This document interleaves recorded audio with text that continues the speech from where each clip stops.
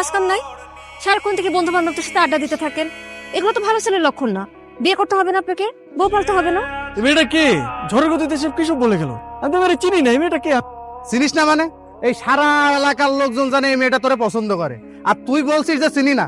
আচ্ছা, এভাবে আর কতদিন ডুবে ডুবে জল খাবি বলতো? আর একটু সময় দে না আমাকে। তোর এইভাবে সময় নিতে নিতে দেখবি তোর জায়গা অন্যজন নিয়ে গেছে। তার থেকে সময় থাকতে থাকতে এখনই মনের কথাটা বলে দে। আমি তো আমার মনের মানুষকে প্রতিদিন আমার মনের কথা বলি। কি আপু, তোকে আজকালকে একটু অন্যরকম লাগতেছে। তুই কি আবার নতুন প্রেমে টেমে পড়লি নাকি? তুই না অনেক পেকে গেছিস, যা পড়তে যা। শোন, আজকে কিন্তু তোকে চিঠিটা দিতেই হবে, কোনোভাবেই মিস করা যাবে না।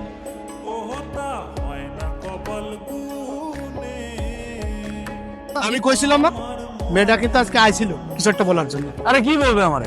এই দিক দিয়ে হয়তো বা যাচ্ছিল, অট্টকল দেখার আগে নেই। আমি শিওর, শুধু শিওর না, অভার শিওর ওই মেয়ে তোকে কিছু বলতে আসছে। কোনো মেয়ে আছে নাকি তোর পছন্দের? তাহলে আমি বিয়ের প্রস্তাব নিয়ে যাই, তোর বিয়ে দিয়ে আমি তোর দুলা ভাইয়ের কাছে মালয়েশিয়া চলে যাই। আমার বিয়ে নিয়ে তোমার তো মাথা ব্যথা কেন? আর তোর সমস্যাটা কি বিয়ে করতে আমার সেটা বলতো। দেখো, আমি যখন সময় হবে তখন আমি ঠিকই বিয়ে করবো।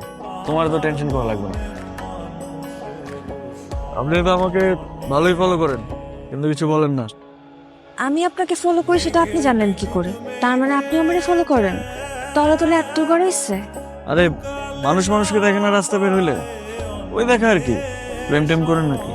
প্রেম করি নাই, কিন্তু প্রেমে পড়ছি। আপনি কি কিছুই বুঝেন না? না বুঝাইলে বুঝবো কিভাবে? আই ওটো আসেন তো। আপনারা তো রাগ করে ফেললেন।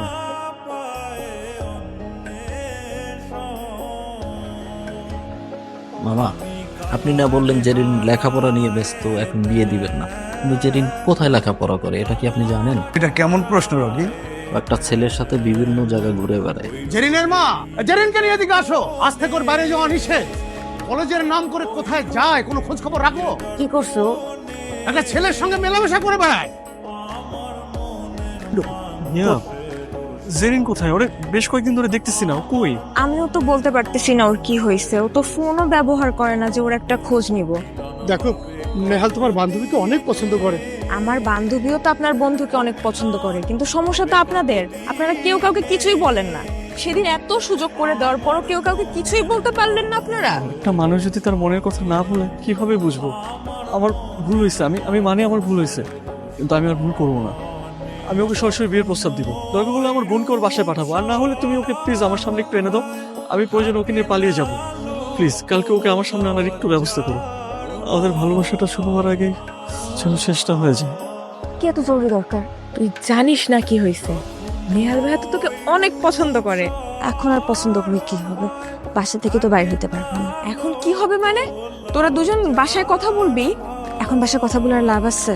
রকি ভাই যে কাণ্ডটা করছে, না দিবে আমার বাসা থেকে বাইরে হইতে, না পারবো তার সাথে কথা বলতে।